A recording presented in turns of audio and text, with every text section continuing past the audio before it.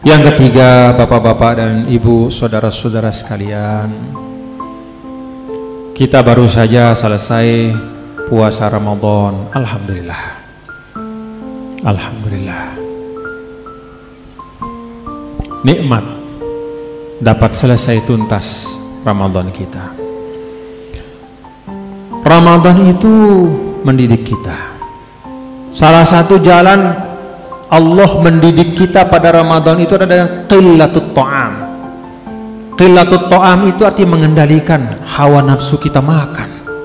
Maka siang hari selama 12 jam, 13 jam kita puasa.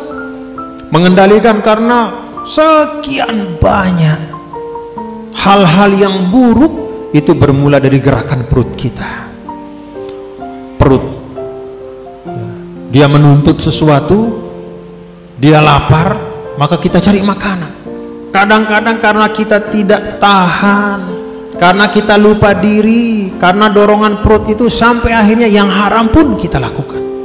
Maka Ramadan itu mengajar kita untuk mengendalikan. Allah Ta'ala ingin supaya satu bagian dari badan kita ini kita kelola dengan baik. Jangan diikutkan sepenuhnya apa yang dia mau.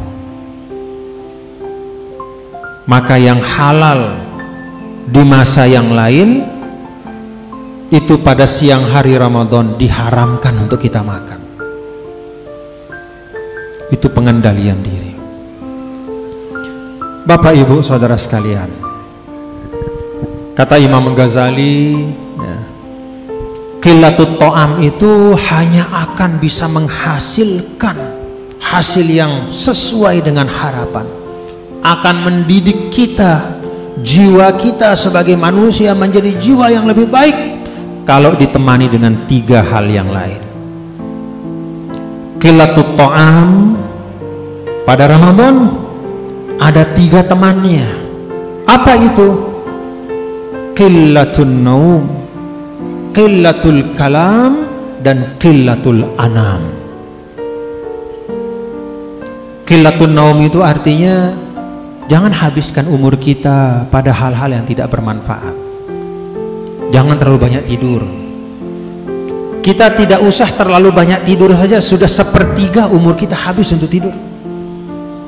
Kalau kita tidur 8 jam dan itu normal bagi seorang manusia, 1 hari 24 jam, 8 jamnya dipakai tidur, maka kalau umur kita 60 tahun, artinya 20 tahun sudah habis untuk tidur. Kalau 8 jam. Apalagi kalau kita tidur 10 jam.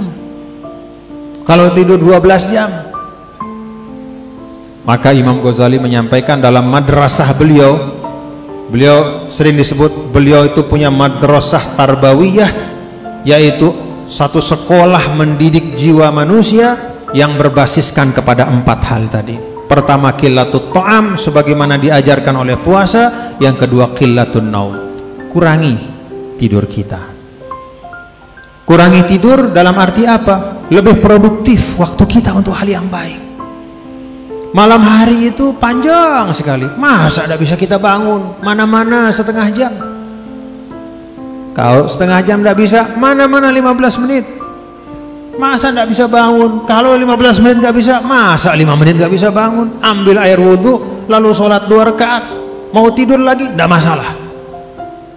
Tapi dengan itu kita sudah dapat pahala qiyamul lail.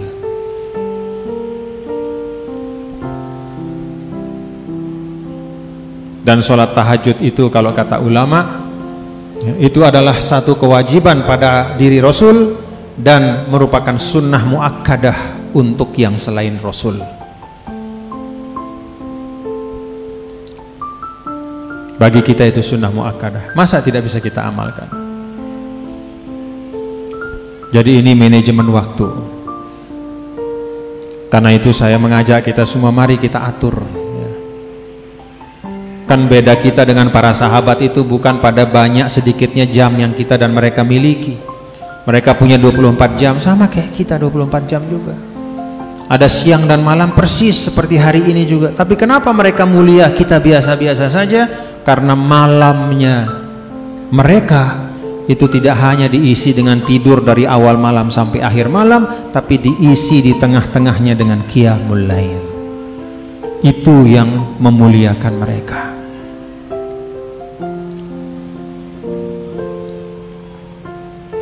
Yang ketiga, qillatul kalam. Kalau tadi yang pertama qillatul ta'am, mengendalikan makanan, ya, nggak usah terlalu banyak makan, apalagi melebihi yang kita perlukan. Kalau dalam ungkapan Rasul itu yuqim nasulbah, cukup makan itu bisa bikin tulang kita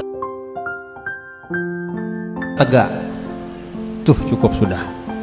Jangan kita makan untuk membesarkan perut kita, cukup bikin badan kita tegak, sudah itu punya tenaga. Lalu yang kedua, qilatun naum, kita atur waktu tidur kita supaya malam itu tidak sepenuhnya tidur, tapi ada qiyamul lailnya walaupun hanya 2 rakaat. Dan sebagian ulama mengatakan sayang kalau cuma 2 rakaat, tambah dengan witir, karena Rasul selalu witir setiap malam. Katakanlah witir 3 rakaat, cuma 5 rakaat. Kalau hitungan rokok baru 1/3 batang itu 5 rakaat itu. Masa tidak bisa? Nah, yang ketiga adalah qillatul kalam. Kendalikan lidah kita untuk tidak bicara hal-hal yang tidak membawa manfaat yang nyata dunia dan akhirat kita. Jangan kita terlalu banyak komen. Kenapa Allah Subhanahu wa ta'ala ciptakan 2 telinga dan 1 mulut? Karena kita diminta untuk lebih banyak mendengar. Jangan dibalik. Tidak pernah mau mendengar orang, tapi selalu ingin didengar. Dari pagi sampai pagi ngomong saja, segala hal dikomentari, semua status dikomentari, setiap postingan dikomen. Selalu tidak mau ketinggalan. Mau ada manfaatnya, tidak ada manfaat, yang penting sudah eksis, yang penting sudah komen. Inna lillahi wa inna ilaihi raji'un. Qillatul kalam. Kenapa mengendalikan ucapan ini penting?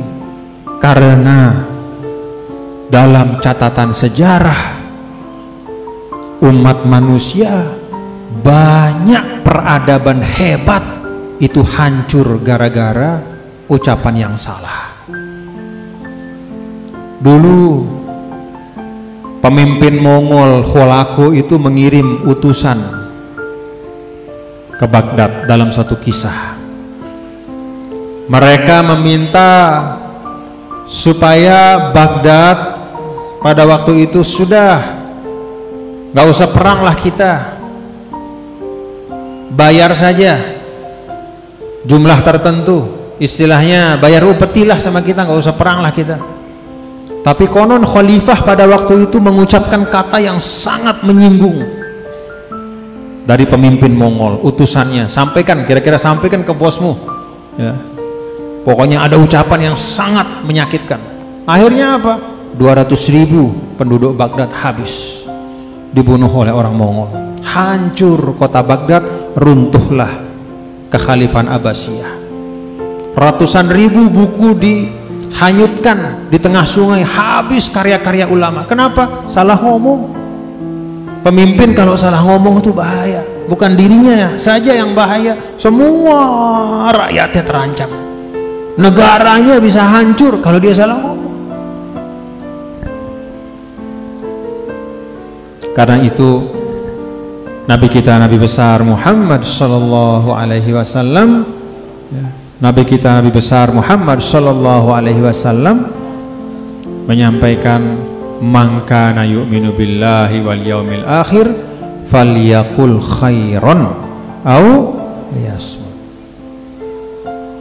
Jadi tidak ada pilihan lain, hanya khairan au liyasmut. Tidak ada di tengah-tengahnya namanya laguan. Khairan itu yang baik, yasmut itu diam. Tidak ada pilihan ketiga. Bukan kata yang baik tapi boleh ngomong apa saja, nggak ada. Ngomong yang baik, kalau nggak bisa diam. Dan ini berlaku untuk semua. berlaku untuk rakyat biasa, berlaku untuk pemimpin, berlaku untuk jamaah, berlaku untuk ustadz, berlaku untuk pak asisten, berlaku untuk tuan guru, berlaku untuk kita semua.